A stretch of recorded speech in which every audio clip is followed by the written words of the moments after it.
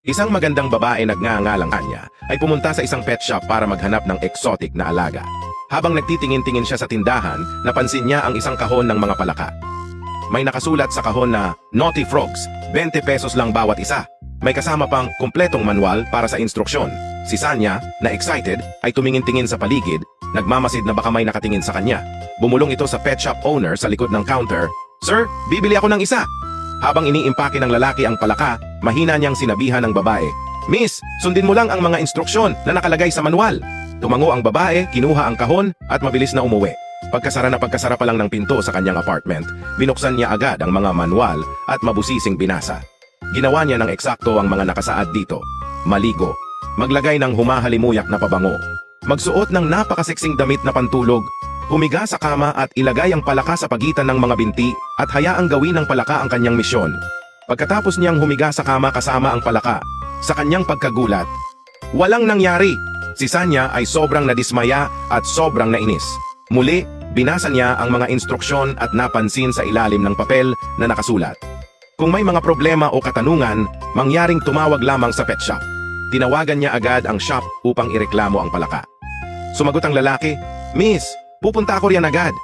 Pagkalipas ng mga ilang minuto, nag-doorbell na ang lalaki. Malugod siyang pinapasok ng babae at sinabing, "Sir, tingnan mo, sinunod ko naman lahat ang mga instruksyon. Kaso yung palaka, naupo lang at wala namang ginawa."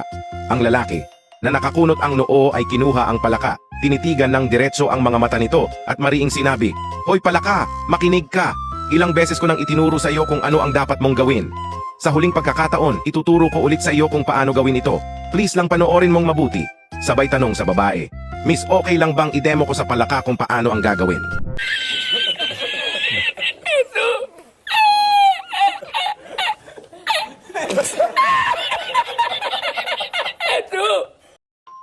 Isang highway patrol officer na sakay ng isang high-tech na patrol car ang hinahabol ang isang kotse dahil sa overspeeding nito. Ang takbo ng driver ay umaabot hanggang sa 200 miles per hour sa isang national road. Sobrang tulin talaga. Mga ilang saglit lang ay napagtanto ng driver na hindi niya kayang takasan ng patrol officer dahil matulin din ang dalang kotse nito. Nagdesisyon ito na huminto na lamang sa gilid ng kalsada upang makausap ng officer. Lumapit ang patrol officer sa kanya at sinabi, "Sir, alam mo mga ilang oras na lang ay matatapos na ang duty ko eh. Napakaganda ng araw na ito para sa akin. Wag naman sanang masira. Alam mo ba na pwede ka makadisgrasya sa ginawa mo? Kaya kung mabibigyan mo ako ng isang mabuting rason kung bakit ka nag-overspeeding, papakawalan kita." Nag-isip ang lalaki ng ilang segundo at sinabi, "Sir, wala po ba kayong kasamang babae sa kotse nyo?" Tanong ng lalaki. "Wala, bakit?" Tugon ng officer. Yung asawa ko kasi sir eh. Nung isang linggo tumakas kasama ang isang patrol officer. Iniisip ko, baka ikaw yung officer na yon at hinahabol mo ko para ibalik siya. Kaya nag-overspeeding ako." Sagot ng lalaki. Gago! Sa isang medical convention, nagkatinginan ng malagkit na malagkit ang isang lalaking doktor at isang babaeng doktor. Inimbitahan ng lalaking doktor ang babae upang maghapunan. Agad na pumayag ang babae. Sa restaurant, nagpaalam ang babae upang maghugas ng kamay. Pagkatapos ng hapunan, dumiretso sila sa hotel. Okay. Habang nagsisimula ng uminit ang eksena, huminto ang babaeng doktor upang maghugas muli ng kamay. Pagbalik niya, nagpatuloy sila sa kanilang laban. Nice. Pagkatapos, tumayo ulit ang babae upang maghugas ng kamay. Pagbalik niya, sinabi ng lalaking doktor, "I'm sure na isa kang surgeon." Agad itong kinumpirma ng babae. Tinanong nito ang lalaki kung paano niya nalaman. "Madali lang," sagot ng lalaki. "Lagi kang naghuhugas ng kamay eh. Di ba kada opera ng surgeon, dapat naghuhugas agad ng kamay para laging malinis?" Sumagot ang babaeng doktor, "Wow, ang galing mo naman manghula. Okay, it's my turn to guess. I'm very sure isa kang anesthesiologist." Nagulat ang lalaking doktor dahil tama ang babae. Tinanong niya ito kung paano niya nahulaan. Wala kasi akong naramdaman kanina eh," sagot ng babae.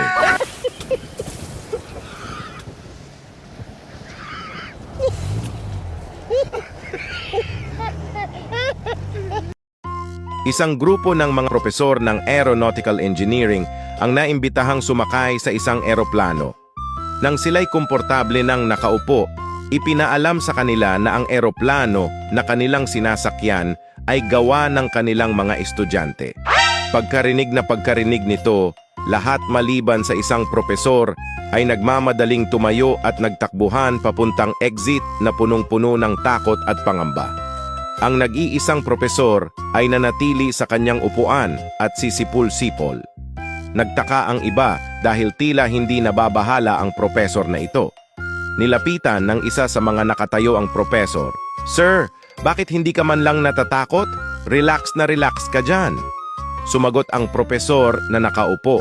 "Kalma lang kayo mga sir, may tiwala ako sa ating mga estudyante. Kilalang kilala ko sila at 100% akong sigurado na itong eroplano na ito ay palpak at kailanman ay hindi aandar."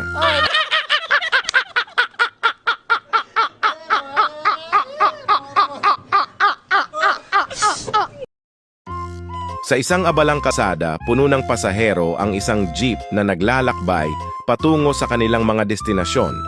Mainit ang panahon at halos lahat ng mga tao sa loob ay halatang inip na at nais na makarating agad sa kanilang mga pupuntahan. Biglang huminto ang jeep sa isang gilid ng kalsada. Lumingon ang driver sa kanyang mga pasahero at nagsalita, mawalang galang na po sa inyong lahat yung mga pangit dyan.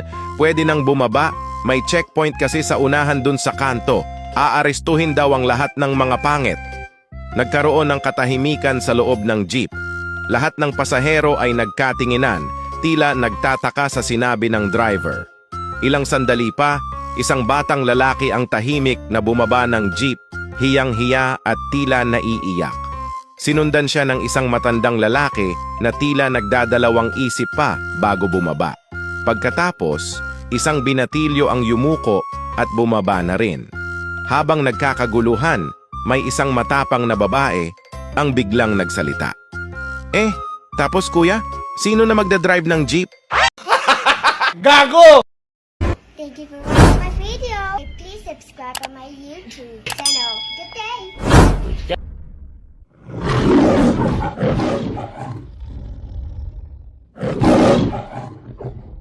Oh my god. You're so awesome, Lawrence Lim. It's Lawrence Lim with the W. This is the day that you will always remember as the day that you